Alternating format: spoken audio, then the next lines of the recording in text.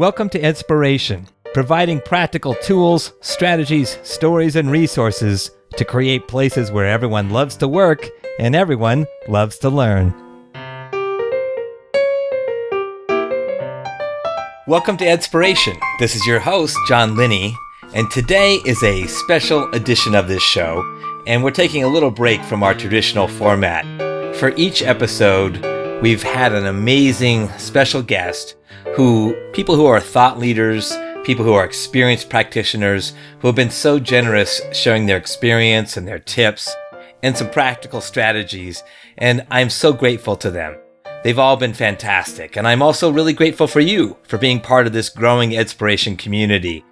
This week, many educators are taking winter breaks for maybe Thanksgiving or other breaks in their school or education calendars, and we're going to take a break from our traditional format too and have a shorter show this week. If you've been part of this Edspiration community for some time, you know that I like to ask my guests to share a favorite quote of theirs, and I have several of my own, and I've enjoyed hearing all of theirs. One of my favorites is from Alvin Toffler, who says, "The illiterate of the 21st century will not be those who cannot read and write, but those who cannot learn, unlearn, and relearn." And I take that quote to heart because I know as educators or as a parent yourself, you're consistently doing that as a listener of this show, but also as an educator. You always have to learn new technology, new curriculum, new ways of interacting, new strategies. And even as your children grow, you're learning, unlearning, and relearning too. And as you know, this is a time of gratitude in many parts of the world where people are focusing in on things they're appreciative of or thankful for. And to look for and celebrate the family, the friends, your jobs, opportunities, or other gifts that we have in our lives. It's an important filter to use if we have to filter things through that view of the world, if we're looking for strengths. Oftentimes, people are looking for deficits or problems and conflicts, and we're likely to see and pay more attention to those things that we focus on. Some of you may have a friend, for example, who only complains or looks for the problems they have, and in addition, they may like to share those with you. And you may have a colleague that likes to complain about maybe a particular student or an administrator, or maybe it's another teacher or a parent. And those things can feel like heavy weights to carry, even burdens to take on.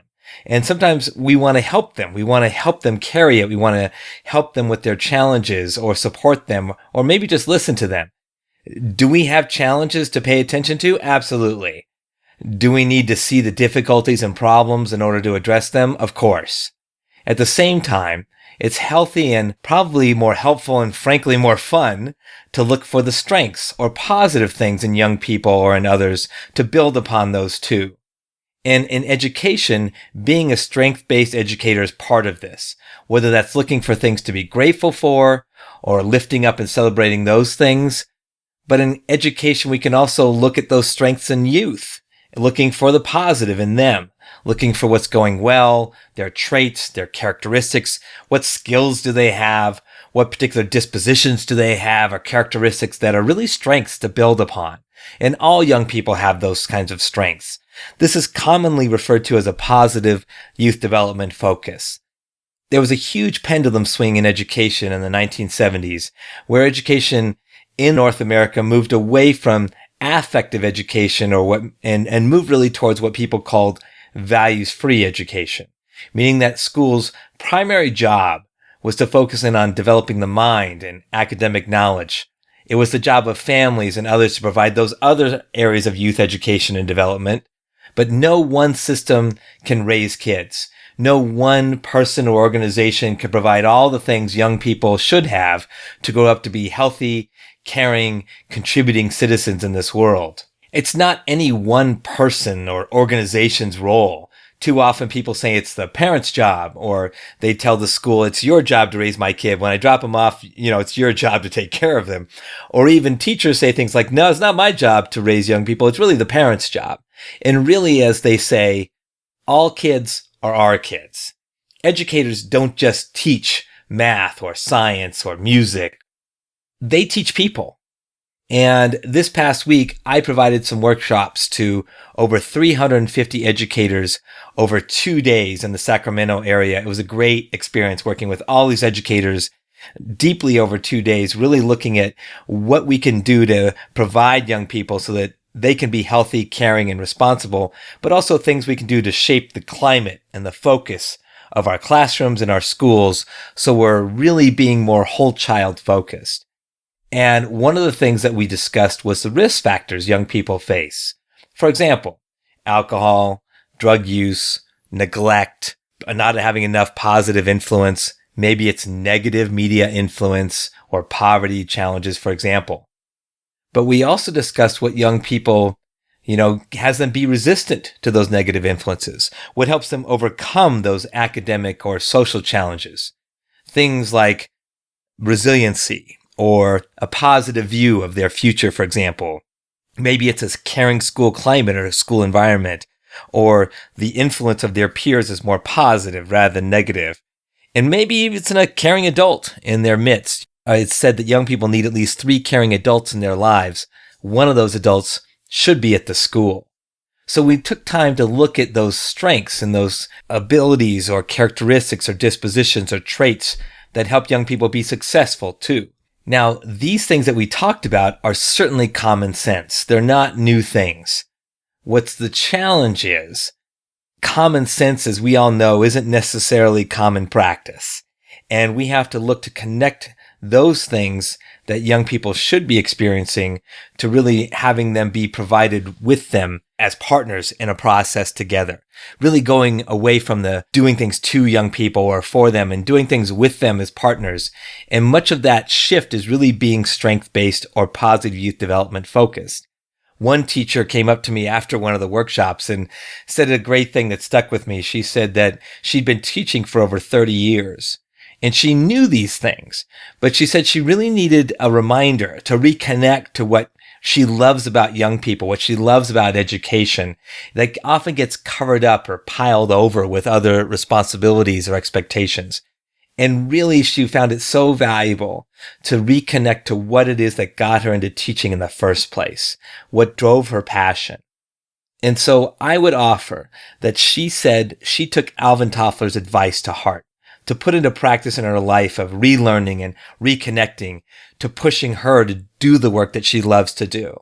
So I'd like to invite you to take a moment this week to think about a student that you would like to connect with, a young person perhaps, that you'd like to make more positive connections with, that you'll try to take the opportunity to put on the lens to look for their strengths and to get away from dwelling on only their challenges or weaknesses.